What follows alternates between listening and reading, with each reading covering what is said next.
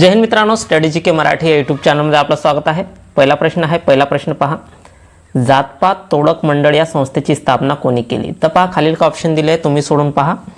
जातपात तोडक मंडळ या संस्थेची स्थापना कोणी केली? तर भाई परमानंद. कोणी केली?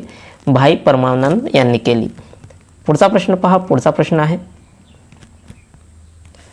महात्मा ज्योतिबा फुले यांचा जन्म कोणत्या वर्षी झाला? तर कोणत्या वर्षी झाला? खालील काय वर्ष दिलेलं आहे. तर महात्मा ज्योतिबा फुले यांचा जन्म कोणत्या वर्षी झाला? तर पहा, याचं उत्तर आहे 11 एप्रिल 1827. कधी झाला? 11 एप्रिल 1827ला महात्मा ज्योतिबा फुले यांचा जन्म झाला. तर कुठे? पुणे या ठिकाणी. पुणे या ठिकाणी 11 एप्रिल 1827ला महात्मा ज्योतिबा फुले यांचा जन्म झाला. पुढचा प्रश्न पहा. पुढचा प्रश्न आहे, भारतीय राज्यघटनेमध्ये पंचायत संबंधित तरतुदी कोणत्या परिशिष्टात करण्यात आली आहे? तर पहा, पंचायत राजाचे संबंधित तरतूद कोणत्या परिशिष्टामध्ये करण्यात आली आहे? तर पहा, खालील ऑप्शन दिले आहे, तुम्ही सोडून पहा. तर भारतीय राज्यघटनेमध्ये पंचायत संबंधित तरतूद कोणत्या परिशिष्टेमध्ये करण्यात आली? तर परिशिष्टे 11मध्ये. कशामध्ये? परिशिष्टे 11मध्ये करण्यात आली. पुढचा प्रश्न पहा. पुढचा प्रश्न आहे, प्राध्यापक पी.बी. पाटील समितीची स्थापना कोणत्या वर्षी करण्यात आली? कोणते? प्राध्यापक पी.बी. पाटील. पंचायत समितीशी संबंधित आहे. तर प्राध्यापक पी.बी. पाटील समितीची स्थापना कोणत्या वर्षी करण्यात आली? तर 18 जून 1984ला. कधी? 18 जून 1984ला प्राध्यापक पी.बी. पाटील या समितीची स्थापना करण्यात आली. पुढचा प्रश्न पहा. पुढचा प्रश्न आहे, ऑपरेशन मिशन सागर कोणत्या मंत्रालयाने सुरू केले? तर ऑपरेशन मिशन सागर कोणत्या मंत्रालयाने सुरू केले होते? तर परराष्ट्र मंत्रालयाने. कोणत्या मंत्रालयाने? परराष्ट्र मंत्रालयाने सुरू केले होते. ऑपरेशन मिशन सागर हे परराष्ट्र मंत्रालयाने सुरू केले. पुढचा प्रश्न पहा. पुढचा प्रश्न आहे, ऑपरेशन सतर्क कोणाच्या द्वारे राबवण्यात आलेले आहे? तर ऑपरेशन सतर्क कोणाच्या द्वारे राबवण्यात आले आहे? तर पहा, याचं उत्तर आहे रेल्वे संरक्षण दल. कोणाच्या द्वारे? ऑपरेशन सतर्क हे रेल्वे संरक्षण दलाद्वारे राबवण्यात आले आहे. पुढचा प्रश्न पहा. पुढचा प्रश्न आहे, पुढचा प्रश्न पहा, कोल्हापूर ते राजापूर दरम्यान कोणता घाट लागतो? तर कोल्हापूर ते राजापूर दरम्यान कोणता घाट लागतो? खालील का ऑप्शन दिले आहे. तर कोल्हापूर ते राजापूर दरम्यान अनुसुकुरा घाट लागतो. कोणता घाट लागतो? अनुसुकुरा घाट लागतो. पुढचा प्रश्न पहा. पुढचा प्रश्न आहे, तौला या शिखराची उंची किती मीटर आहे? तर किती मीटर आहे तौला या शिखराची उंची? तर तौला या शिखराची उंची 1231. किती? 1231 आहे. तौला या शिखराची उंची 1231 आहे. पुढचा प्रश्न पहा. पुढचा प्रश्न आहे, कोडाई कॅनल हे थंड हवेचे ठिकाण कोणत्या राज्यामध्ये आहे? तर राज्य विचारले आहे. कोडाई कॅनल हे थंड हवेचे ठिकाण कोणत्या राज्यामध्ये आहे? तर तामिळनाडू. कोणत्या राज्यामध्ये? तामिळनाडू या राज्यामध्ये आहे. पुढचा प्रश्न पहा. पुढचा प्रश्न आहे, संत ज्ञानेश्वर महाराजाचे पूर्ण नाव काय आहे? तर असे प्रश्न विचारले जातात. तर संत ज्ञानेश्वर महाराजाचे पूर्ण नाव काय आहे? तर पहा, काय आहे? ज्ञानेश्वर विठ्ठलपंत कुलकर्णी. काय आहे? संत ज्ञानेश्वर महाराजाचे पूर्ण नाव ज्ञानेश्वर विठ्ठलपंत कुलकर्णी आहे. त्यांचा जन्म कुठे झाला? तर आपेगावला. कुठे? आपेगावला झाला. आपेगाव. संत ज्ञानेश्वर महाराजांचा जन्म आपेगाव या ठिकाणी झाला. त्यांचे पूर्ण नाव काय? तर ज्ञानेश्वर विठ्ठलपंत कुलकर्णी आहे. पुढचा प्रश्न पहा. पुढचा प्रश्न आहे, पुढचा प्रश्न पहा, हंटर व अखंड भारत या नियतकालिकेचे संपादक खालीलपैकी कोण होते? तर कोण होते हंटर व अखंड भारतचे संपादक? तर पहा, खालील ऑप्शन दिले आहे. तर कोण होते? माधवराव खंडेराव बागल. त्यांनाच आपण भाई माधवराव बागल असे म्हणतो. तर माधवराव खंडेराव बागल हे हंटर व अखंड भारत या नियतकालिकेचे संपादक होते. पुढचा प्रश्न पहा. पुढचा प्रश्न आहे, पंडिता रमाबाई यांनी खालीलपैकी कोणत्या संस्थेची स्थापना केली नाही म्हणत आहे. पंडिता रमाबाई यांनी खालीलपैकी कोणत्या संस्थेची स्थापना केली नाही?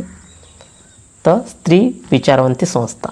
कोणती? स्त्री विचारवंती संस्था. म्हणजे पंडिता रमाबाई यांची शारदा सदन आहे, आर्य महिला समाज आहे, मुक्ती सदन या संस्थेची स्थापना कोणी केली? तर पंडिता रमाबाईंनी केली. फक्त स्त्री विचारवंती संस्था तर याची स्थापना कोणी केली? तर याची स्थापना सरस्वतीबाई जोशी. कोणी? सरस्वतीबाई जोशी यांनी केली. तर आपल्याला काय विचारलं आहे? पंडिता रमाबाई यांनी खालीलपैकी कोणत्या संस्थेची स्थापना केली नाही? म्हणजे आपलं उत्तर येणार डी. पुढचा प्रश्न पहा. पुढचा प्रश्न आहे, समाज स्वास्थ्य व आधुनिक आहारशास्त्र हे ग्रंथ संपदा, म्हणजे 2 ग्रंथ आहे, समाज स्वास्थ्य आणि आधुनिक आहारशास्त्र. हे ग्रंथ संपदा खालीलपैकी कोणाचे आहे? तर कोणाचे आहे? समाज स्वास्थ्य व आधुनिक आहारशास्त्र. तर हे रघुनाथ धोंडो कर्वे. कोणाचे आहे? रघुनाथ धोंडो कर्वे यांचे हे ग्रंथसंपदा आहे. पुढचा प्रश्न पहा. पुढचा प्रश्न आहे, ग्रामपंचायतची सदस्य संख्या कोण जाहीर करतात? तर कोण जाहीर करतात ग्रामपंचायतची सदस्य संख्या? तर पहा खालील ऑप्शन दिले आहे. तर ग्रामपंचायतची सदस्य संख्या कोण जाहीर करतात? जिल्हाधिकारी. कोण जाहीर करतात? जिल्हाधिकारी जाहीर करतात. पुढचा प्रश्न पहा. पुढचा प्रश्न आहे, ग्रामपंचायतचे वार्ड कोण जाहीर करतात? आता इथं वार्ड विचारले आहे. तर ग्रामपंचायतचे वार्ड कोण जाहीर करतात? तर कोण जाहीर करतात? तहसीलदार. कोण? तहसीलदार जाहीर करतात. पुढचा प्रश्न पहा. पुढचा प्रश्न आहे, बाबूराव काळे समितीची स्थापना कोणत्या वर्षी करण्यात आली? तर कोणत्या वर्षी करण्यात आली? बाबूराव काळे समितीची स्थापना कोणत्या वर्षी करण्यात आली? खालील ऑप्शन दिले आहे. व्हिडिओला पॉज करा, तुम्ही सोडून पहा. तर 19 ऑक्टोबर 1980. कधी? 19 ऑक्टोबर 1980ला बाबूराव काळे समितीची स्थापना करण्यात आली. बाबूराव काळे समिती ही पंचायत समितीशी संबंधित आहे, पंचायत राजशी संबंधित आहे हे प्रश्न. तर बाबूराव काळे समितीची स्थापना 19 ऑक्टोबर 1980ला करण्यात आली. पुढचा प्रश्न पहा. पुढचा प्रश्न आहे, पंचायत राज हा विषय कोणत्या सूचीमध्ये समाविष्ट आहे? तर कोणत्या सूचीमध्ये समाविष्ट आहे पंचायत राज हा विषय? तर पहा याचं उत्तर आहे बी, राज्यसूची. पंचायत राज हा विषय राज्यसूचीमध्ये समाविष्ट आहे. पुढचा प्रश्न पहा. पुढचा प्रश्न आहे, 1 ग्राम कार्बोदकापासून किती कॅलरी ऊर्जा मिळते? तर किती कॅलरी ऊर्जा मिळते 1 ग्राम कार्बोदकापासून? तर पहा याचं उत्तर आहे 4 कॅलरी. किती? 4 कॅलरी एवढी ऊर्जा मिळते. पुढचा प्रश्न पहा. पुढचा प्रश्न आहे, जीवनसत्वाचा शोध कोणत्या शास्त्रज्ञाने लावला? तर जीवनसत्वाचा शोध कोणत्या शास्त्रज्ञाने लावला? तर याचं उत्तर आहे ए, कॅसिमिर फुंक. कोणी लावला? कॅसिमिर फुंक यांनी जीवनसत्वाचा शोध लावला. पुढचा प्रश्न पहा. पुढचा प्रश्न आहे, मेंदूतील ट्यूमर ओळखण्यासाठी कोणते किरणोत्सारी समस्थानके वापरतात? तर मेंदूतील ट्यूमर ओळखण्यासाठी कोणते किरणोत्सारी समस्थानके वापरतात? तर पहा याचं उत्तर आहे आयोडीन व आर्सेनिक. काय वापरतात? आयोडीनिक आर्सेनिक वापरून मेंदूतील ट्यूमर ओळखतात. हे किरणोत्सारी समस्थानके वापरतात. पुढचा प्रश्न पहा. पुढचा प्रश्न आहे,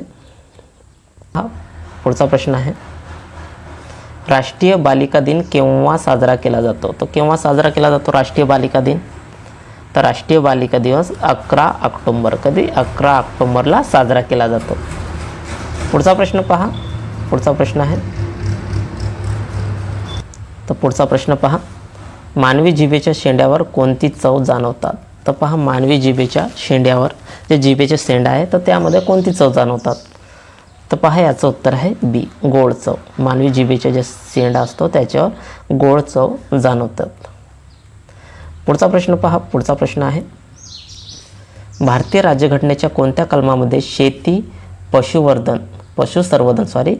आणि पशुसंवर्धन याची व्यवस्था करण्याची तरतूद दिली आहे? तर पहा भारतीय राज्यघटनेच्या कोणत्या कलमामध्ये दिली आहे शेती आणि पशुसंवर्धन यांची व्यवस्था करणे? तर पहा आपलं उत्तर आहे सी, कलम 48 मध्ये.